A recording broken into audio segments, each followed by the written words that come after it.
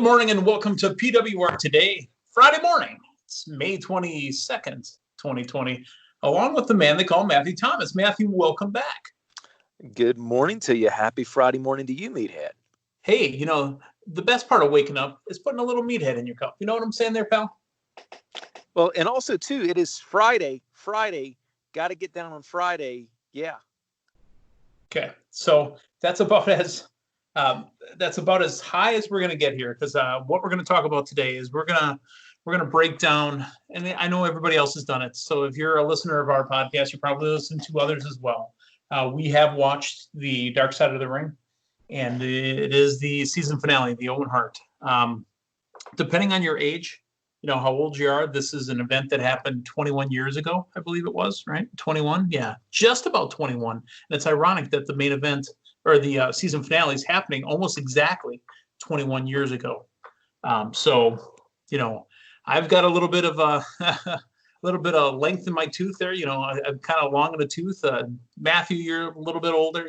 Damien and everybody else here on the program, we're a little bit older. I can tell you specifically, I was watching at a blast zone when this happened. Matthew, you said you saw this pay-per-view that night, or you watched it later? No, I did not. I did not watch the show. Actually, with everything happening, it's something that I've actually never gone back to seek out. Never gone back to actually watch the show at all. Even with the advent of the WWE Network, it's something that I just honestly have stayed away from. My memory of it was, I was, I guess, a casual fan at that point. I had a previous era of fandom and had kind of fallen out a little bit by the late 90s, still keeping up with the product on a weekly basis, not ordering the pay-per-views. So I guess I learned of this the following morning, the Monday morning. Of course, it was making the rounds on all of the local and national news broadcasts, and learned, like a lot of people did, on the news that morning, and just you couldn't hardly comprehend the situation. And I mean, all these years later, you still can't hardly comprehend the situation.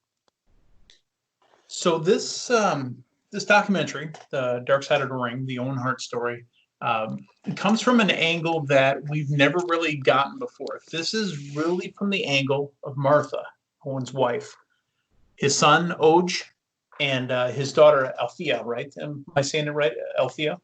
I believe so, yeah. This is a new perspective. And, you cannot watch this at a runtime of about 44 minutes. It was an hour show, obviously, but with commercials.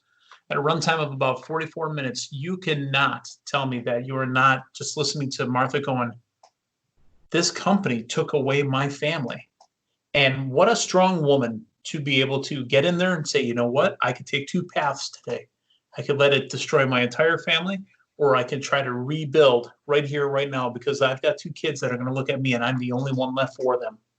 So not having ever heard really the Martha Hart side of things, fantastic. I find her to be a very strong-willed and very, I respect her a lot.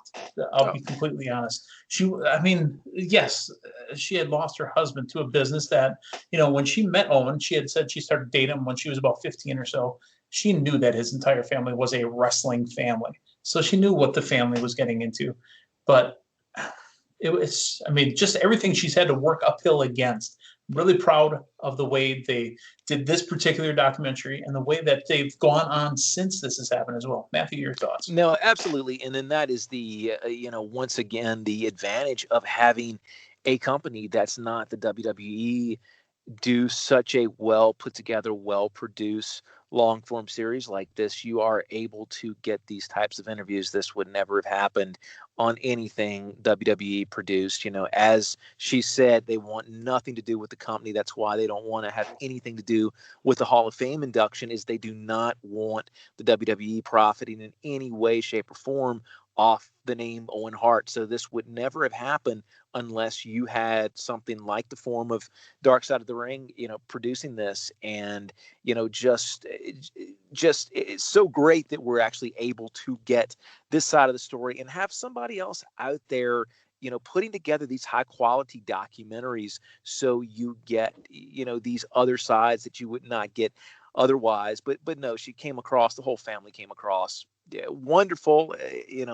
But they've been through hell, and to sit down, as you saw earlier in the season, where they're interviewing, Chris Benoit's son. I mean, you're getting the side of it from people that you just, you're watching this and empathizing with how hard it must be for these people to sit down and recount this to a national audience like this.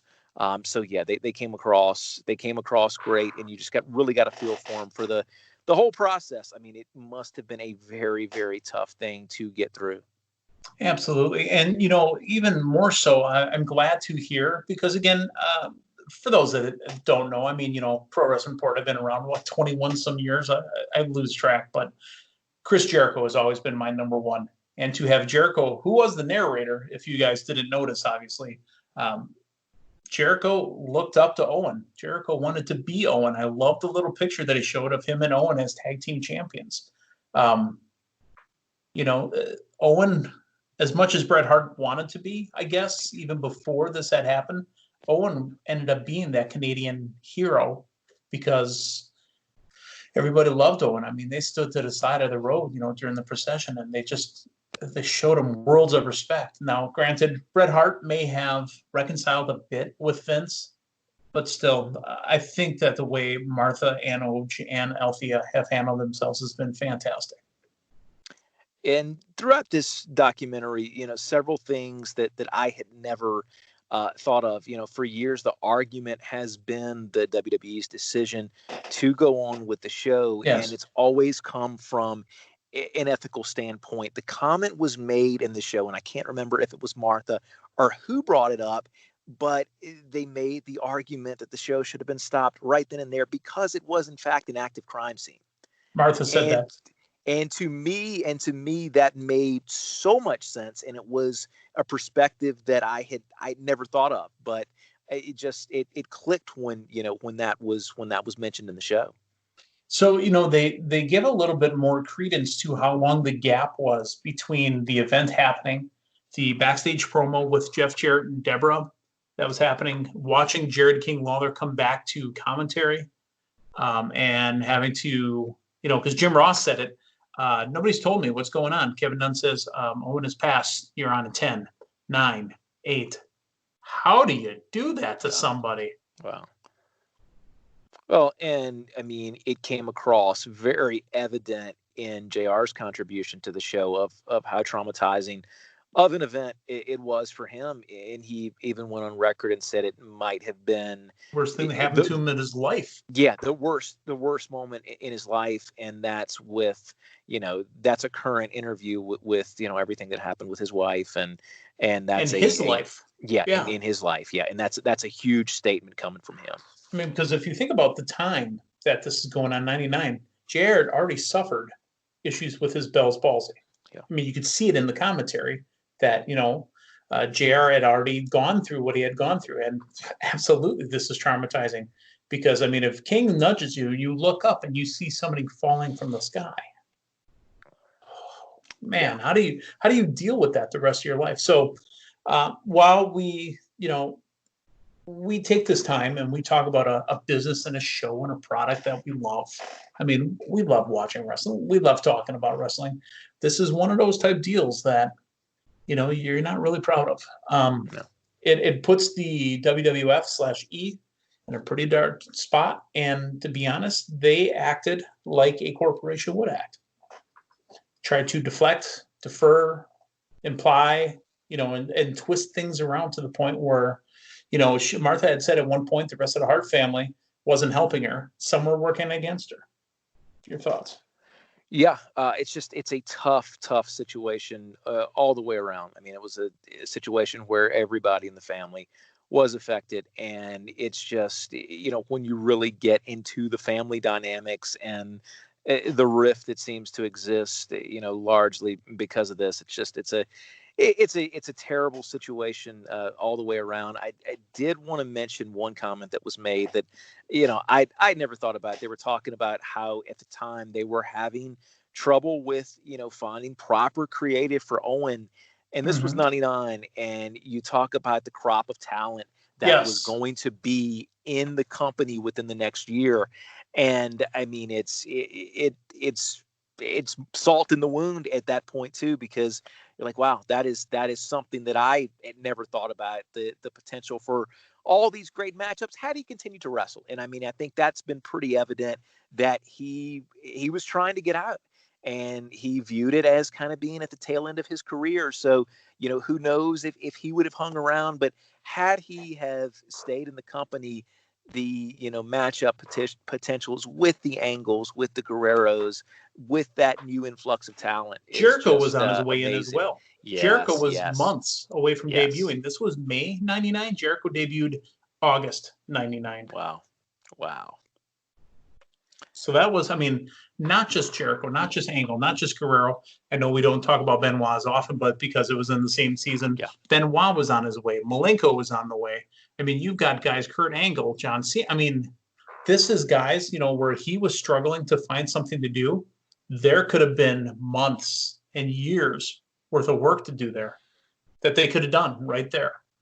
I mean, Christian and Edge were coming up too. All these guys, and again, all these Canadian guys, to be honest with you, that Owen would have been absolutely over the moon to work with. Oh, 100%. And, just looking back at Owen's career, just such, even if you put the in-ring abilities to the side, just such an overall entertaining individual. As Owen Hart, forget about packaging in any type of gimmick. Just Owen Hart, his ability to kind of take whatever was given to him, and just the, I going back now and watching some of the stuff on the network, because we had done the Nitro recaps, and I was going hand in hand with we didn't cover Raw, but I was going back and watching Raw the same weeks that we would cover Nitro. And just, the run with the British Bulldog, the run with the Slammy Award-winning Owen Hart, just really, really entertaining. Yeah, just entertaining stuff, really playing that little kind of sniveling little brother just to a T. Enough is enough, and it's time for a change. Oh, absolutely. Just really, really entertaining stuff. And, it's just, and for to add a little bit of lightness to this, I do recall hearing last week on a podcast that I believe whenever they play the encore presentation of Darkside of the Ring, there is an extended version, which I believe has 4 or 5 extra minutes of Martha focusing on Owen the prankster. He was known for his pranks and practical jokes. So there is an extended edition.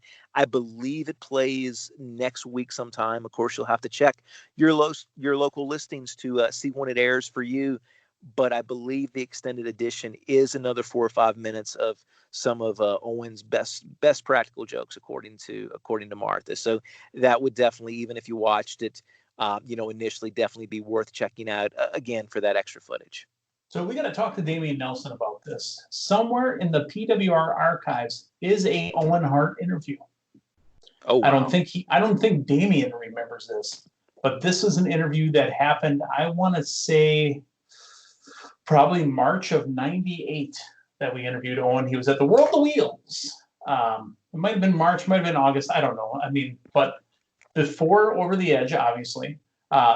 This was World of Wheels was a springtime thing, so it might have even been March of 99, to be honest with you, a couple months beforehand. There is somewhere in the PWR annals, the archives, a Owen Hart interview. So in order to access these archives, is it behind a vault? Is there a combination you have to know? Are we advanced enough to where, it possesses like that retina scanning technology or fingerprint? No. How does that work?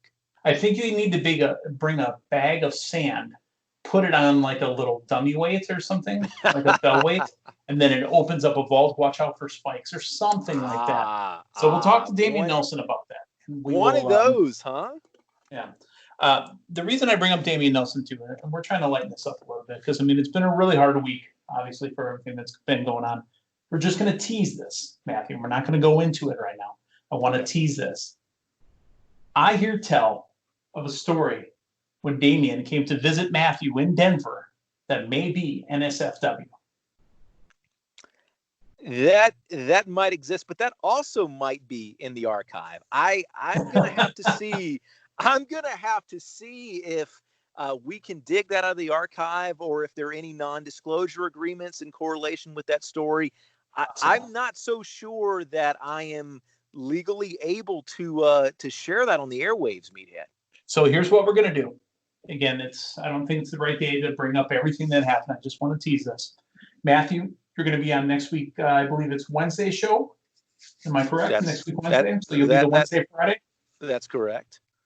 Damian is on next week, Thursday show. So you will get first crack. You will tell us what happened. You will tell us your side of things. We'll hear from Damian next week, Thursday. He can tell us his side of things. And then finally, we will come to some sort of understanding. We put all this shenanigans behind us. Whatever happened in Denver. So what you're saying, our audience is now the jury. Is that correct? Sure. We can put it out there. Make sure that we're replying back on Twitter. We'll make it a thing. Speaking of Twitter, what's the handle, Matthew? You can find me at the Real M Thomas. There you go. On the Twitter machine. On the Twitter machine. Oh yeah, the old days. TNA Sudden Impact. Thursday nights at 10 o'clock Central. All right, Matthew. We're going to call it there. So, Matthew, thank you again for joining us. I love waking up. Well, not just to you, but I love waking up to all of you listening to us right here on PWR Today. So for Matthew Thomas, I'm the man they call Meathead. Thanks for stopping by. So long, everyone.